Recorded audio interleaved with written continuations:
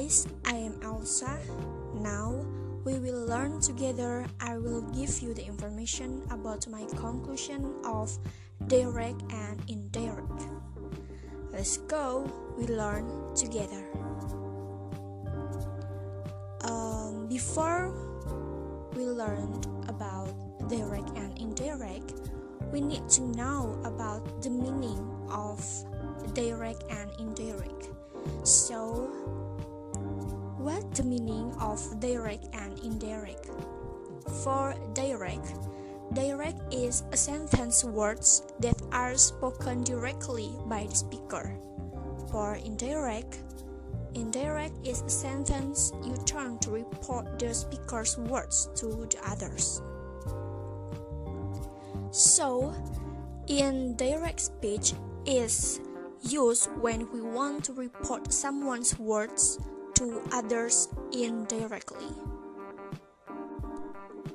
Okay, this here I have special characteristic for direct and indirect.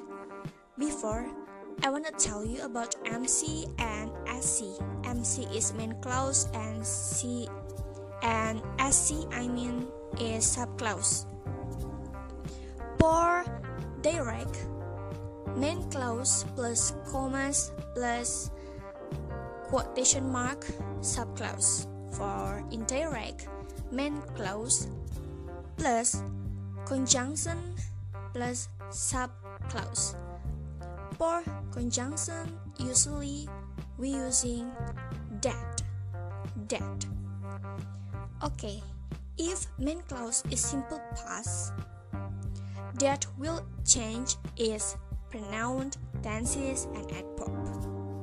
If main clause is other than simple past, if main clause is not simple past, that will change is just pronoun. Okay, move. I have a simple example for direct. Boy says, commas and one quotation mark, I will go to your house tomorrow. So, direct, boy says, I will go to your house tomorrow. For indirect, boy says that he will go to my house tomorrow. What the difference? For direct, boy says, I will go to your house tomorrow. And indirect, boy says that. That is conjunction and he is pronoun. And my house is a pronoun. You can see I have the different color. This is the different. What the different? So before we need analyze about the tenses. Boy says is simple present. So is simple present. That will change is in pronoun. I become he and your become my. I think you hope will understand. So the second simple example. Direct. Boy said, I will go to your house tomorrow. For indirect, boy said that he would go to the next day. So what the difference? Yeah, we need to analyze the tenses. Boy said is simple past. So for indirect, must change the simple past. I will becomes would, because would for indirect, because would is past simple. So your house tomorrow for for direct and the next day for indirect, because the next day for past simple for indirect. Yeah, this is the difference because in here have the color, right? You can see, and I hope you can understand. So move. The conclusion from the example above. For direct, indirect if simple present. For indirect, simple past. Simple past for direct, past perfect for indirect. Present continuous for direct and past continuous for indirect. Present perfect for direct and past perfect for indirect. And can for direct, could for indirect. Shall and direct and would for indirect. Will for direct and would for direct. May for direct and might for direct. This is enough, you can see in my PowerPoint. Okay, next, this is the conclusion about adverb. In direct, this for direct and that for indirect. This for direct and those for the indirect, So you can see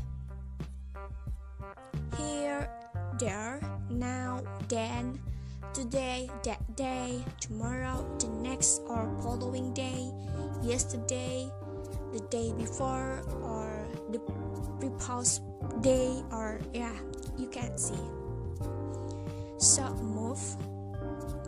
I have another example. For quotation marks or inverted commas. For direct, I have cut my finger, cried Mrs. Sharma. In indirect, Mrs. Sharma cried that. That is conjunction. She had cut her finger. Okay, what the difference? We need analyze the tenses. I have for present perfect. So for indirect, must past perfect. What is past perfect? Mrs. Sharma cried that is conjunction. She had is past perfect and cut her finger. Her is pronoun, of course. So question marks or exclamation marks. Direct.